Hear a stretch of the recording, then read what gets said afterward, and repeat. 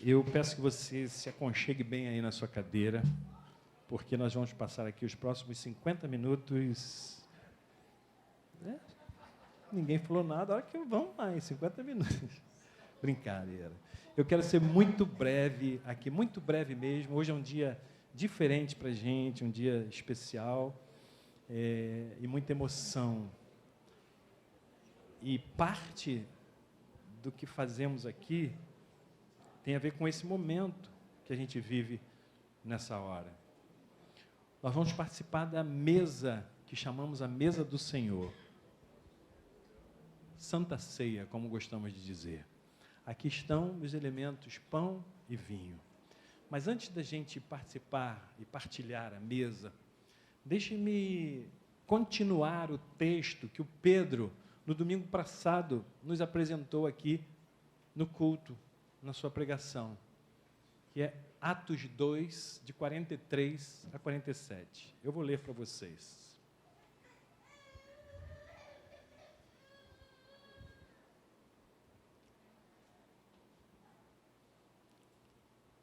No final, Heloísa, a gente vai orar com você, tá? Deixei para o final, tá bom?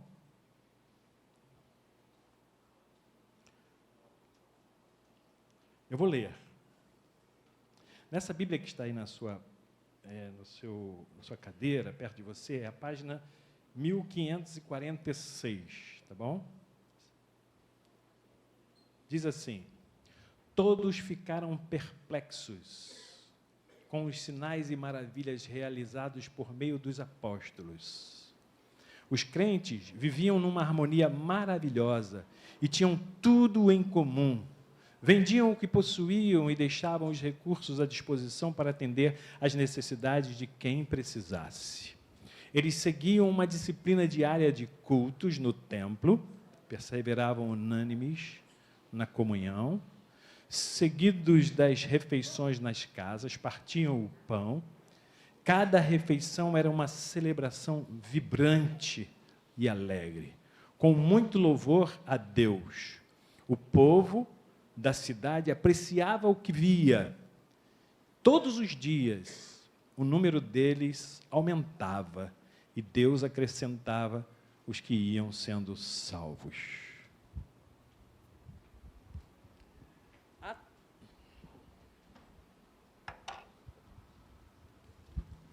Atos dos Apóstolos é um texto que fica logo depois dos Evangelhos e é chamado por muitos intérpretes, especialistas, estudiosos, como o Evangelho da Igreja. Então tem o Evangelho de Mateus, de Marcos, de Lucas, de João, e Atos, o Evangelho da Igreja. Conta a história do início, dos inícios. Esse texto aqui se localiza muito no início da caminhada da igreja. E lembrem, é uma igreja que está... Obrigado. É uma igreja que está se formando, mas não a partir de um ambiente como esse que a gente tem aqui. As pessoas não recebiam convites para vir para um almoço, para uma festa, não saíam de casa com tudo resolvido. As pessoas estavam sendo ali massacradas por um sistema opressor, lembra? Roma domina, e domina com impostos severos, com leis severas, corrupção, violência. Qualquer semelhança é mera coincidência. E ali naquela sociedade, um povo começa a se reunir para viver uma coisa diferente. Esse mesmo povo é aquele que ouviu de Jesus a seguinte palavra: venham a mim vocês que estão cansados, sobrecarregados, e eu vou dar descanso para vocês. E eles então entendem a palavra de Jesus, e o projeto de Jesus, e o estilo de vida de Jesus, e se unem para viver uma coisa diferente na sua sociedade. Imaginem, no meio de uma sociedade caótica, no meio de tanto abandono dos líderes religiosos, políticos, vivendo uma opressão tamanha, pobreza, escravidão, um grupo se reúne para viver um oásis. E é muito significativo que Jesus estimule seus discípulos a fazerem assim e os chama de amigos para formarem essa comunidade diferente, uma comunidade onde a gente pode se sentir em casa. O Elton foi embora, mas eu ia homenagear o Elton, um amigo nosso, que mandou um vídeo muito especial e queria citar aqui. É muito significativo que Jesus tenha vivido algo totalmente diferente da sua época. Por isso foi morto como foi perseguido porque estava fora dos padrões religiosos e políticos. E ele então reúne um grupo de amigos. Jesus não fundou uma instituição, mas um organismo vivo. E viveu a sua mensagem com os seus amigos. Que mensagem era essa? Era a mensagem da casa. A teologia de Jesus é a teologia da casa. O reino de Deus é a expressão da casa. Rubem Alves, nosso poeta, chega a dizer que reino de Deus é comer caqui na mesa. Olha só. Reino de Deus é uma coisa tão presente, tão da gente, que é como se a gente estivesse sentado na casa comendo caqui. Se você não gosta de caqui, a fruta que você gostar. Reino de Deus é isso, é a casa. Por que casa? Jesus se reunia nas casas das pessoas, ia para a casa de Marta, Maria e Lázaro, lá descansava. Ia para a casa de Pedro, e de tanta intimidade que teve com Pedro, pregou uma peça em Pedro. Lembram da peça que Jesus pregou em Pedro? Curou a sua sogra. De tanta intimidade. Nada contra as sogras, minha sogra está ali, ó. Amo a senhora, dona Nilda. Eu curaria a senhora também. Na casa é o lugar onde a gente tem lugar na mesa, onde a gente pode baixar as nossas defesas, onde a gente pode falar das nossas fraquezas, compartilhar as nossas vulnerabilidades, sem ter medo de que vão jogar pedra na gente. Jesus nunca jogou pedra em ninguém, nem quando a lei dizia que ele tinha que jogar. A mulher adúltera foi lá, era a lei, tinha que ser apedrejada. Jesus era o único que podia jogar pedra nela, e não jogou, porque ele abraçou-a como se estivesse na sua casa. Fala, Ruth.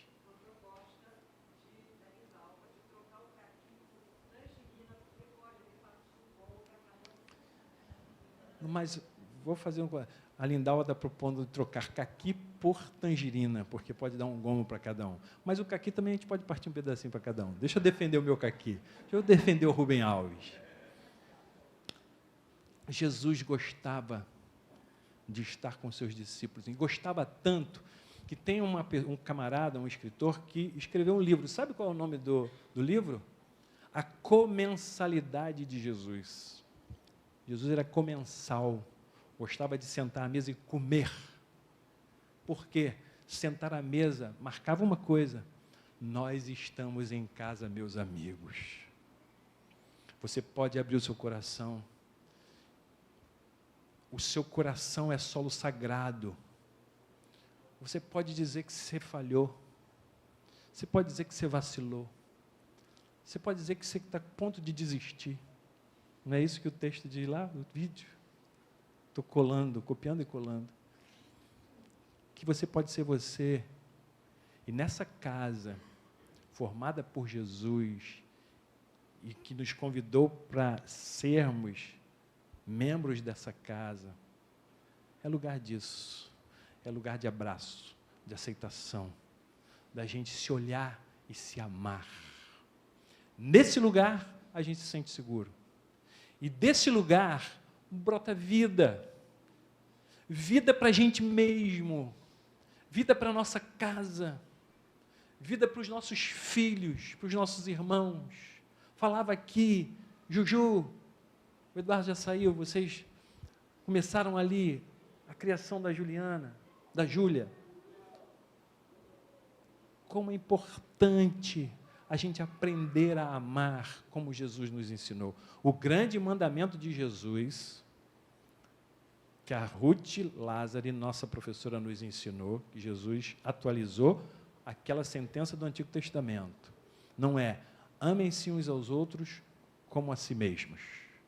Jesus, ele faz uma atualização, ele diz, amem-se uns aos outros como eu tenho amado vocês.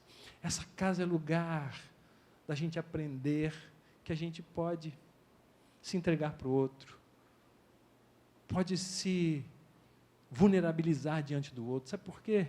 Não vai ter julgamento, não vai ter juízo. Esse foi o ideal de Jesus.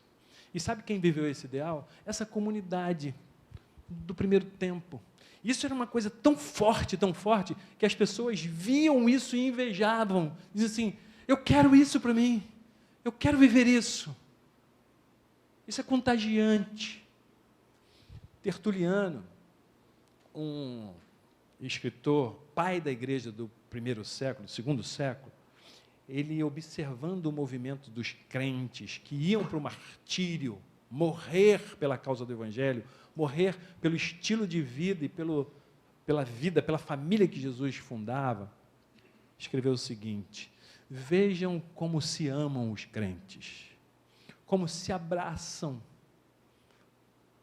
olha o carinho deles, como eles se amam, como vão cantando e louvando, enquanto vão morrer pela causa do Evangelho. Vejam como eles se amam, como eles se abraçam, como eles vivem numa aceitação tremenda, a ponto de um olhar para o outro e calçar a sandália do outro, de querer viver a dor do outro. Não seria maravilhoso se a gente vivesse isso dentro da nossa casa? Se seu marido fosse assim, se a sua esposa fosse assim, se na relação do seu irmão, se na relação com seus amigos, se fosse assim, se a gente tivesse com quem caminhar, que a gente pudesse abrir o nosso coração, rasgar o nosso coração, sem medo de sermos julgados ou desprezados por aquilo que a gente fez, faz ou pensa. Dizia aqui também, vou aproveitar algumas falas aqui, eu dizia para os meus filhos, e faço isso até hoje, e quero fazer até o final da minha vida, enquanto eu puder estar com eles. Levava para a cama Davi, Catarina, quando eram pequenininhos. Agora, já velhos, vou lá, quando tenho oportunidade, e falo no ouvido deles, Davi, meu filho, eu te amo. Não tem nada que você faça ou deixe de fazer que vai aumentar ou diminuir o meu amor por você. Catarina, minha filha, eu te amo. Não tem nada que você faça ou deixe de fazer que vai aumentar ou diminuir o meu amor por você. Deus está dizendo para nós, minha filha, meu filho, ouça o seu nome. Não tem nada que você faça ou deixe de fazer que vai aumentar ou diminuir o meu amor por você. Deus diz para você e para mim e para todos nós, eu te amo. Você pode falar das suas fraquezas, você pode falar das suas limitações, das suas vulnerabilidades, pode falar dos seus fracassos. Sabe como é que eu cantei essa música? Eu te agradeço, Deus, eu vivo pela fé, e tem um verso assim, e não vacilo. Vocês não escutaram, e eu disse aqui baixinho, eu vivo pela fé e não vacilo. Às vezes eu vacilo. Às vezes a gente vacila, a gente tropeça, a gente é humano. Jesus viveu a nossa humanidade. Hebreus diz, o livro de Hebreus, a carta aos Hebreus diz lá, que Jesus viveu todas as nossas fraquezas, todas as nossas vulnerabilidades, Ele conhece as nossas entranhas. E sabe o que Ele faz? Ele não nos taca pedra, Ele não nos rejeita, Ele não nos afasta, muito pelo contrário, Ele nos abraça. Sabe qual era o resultado disso? Esses irmãos viviam dessa maneira, e manifestavam tanto amor, tanto carinho. O texto diz que quem tinha propriedades vendia. Não estou falando para a gente fazer isso aqui, não. Não estou falando, não é uma apologia à pobreza, nem uma hostilidade à riqueza, não é isso. É o espírito de doação mútua, a generosidade, o acolhimento, que iguala a todos. A gente tem um princípio na igreja que é o princípio do dízimo. Eu, particularmente, deixo muito à vontade as pessoas usarem desse princípio nas suas contribuições, e não defendo que tenha que ser o dízimo. Porque, se a gente for para o Novo Testamento, Jesus diz que tudo pertence a Deus, e as pessoas sustentavam Jesus e sustentavam os apóstolos, até dizer assim, não precisa mais não, que já deu conta. Mas o princípio tem o do dízimo tem um princípio interessante. Ele nos iguala a todos. O dízimo de 10 milhões que você dá, Ruth, é o mesmo dízimo que eu dou de R$100. Você não dá mais, porque você deu dízimo de 10 milhões, é 1 milhão? Você não deu mais do que eu que dei R$10.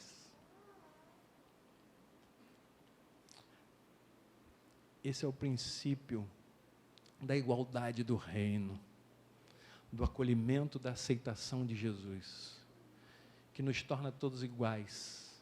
Por isso a gente diz que a gente está em casa. Por isso que a gente diz, para quem chega aqui, tem lugar na casa. Bem-vindo à casa. Essa casa é nossa.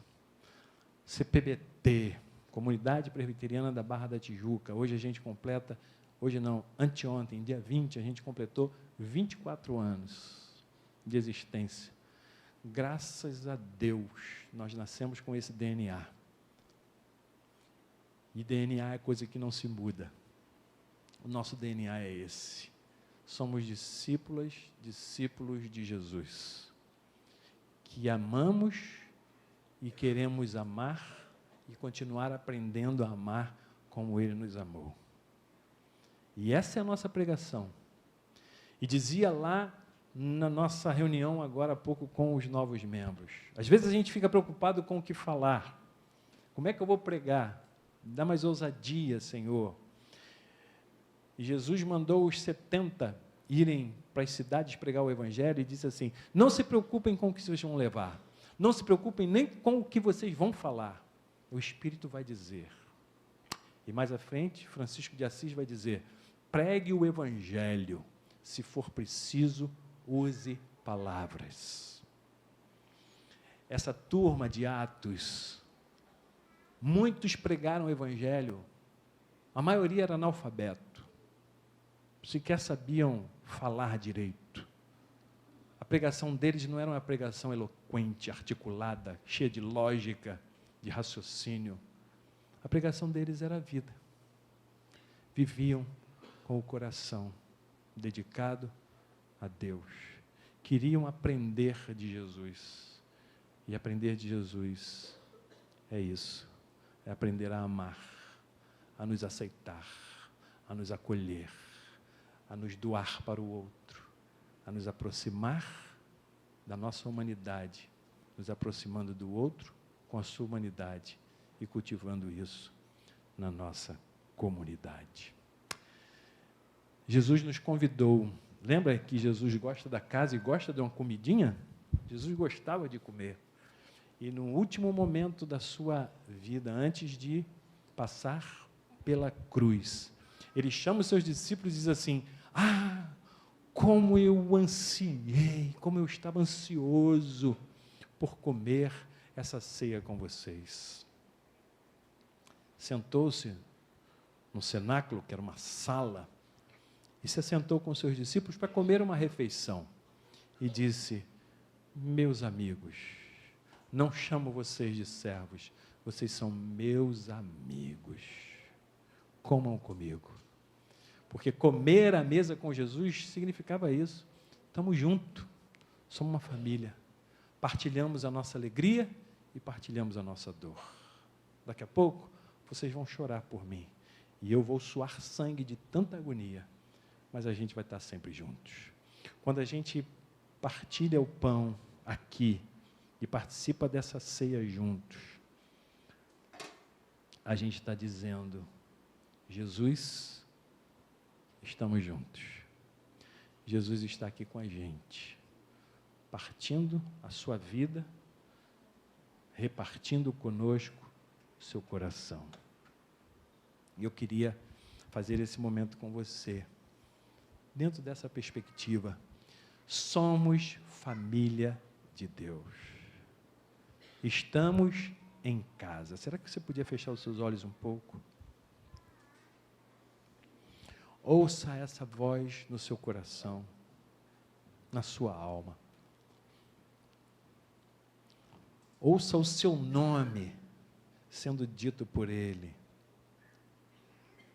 dizendo o seguinte: senta aqui comigo, eu estou com você nessa mesa.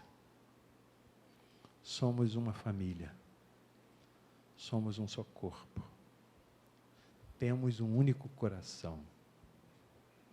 E Deus está nos dizendo: o meu coração está batendo no coração de vocês. Nessa manhã, nesse lugar, nessa igreja, o coração de Deus bate aqui com a gente.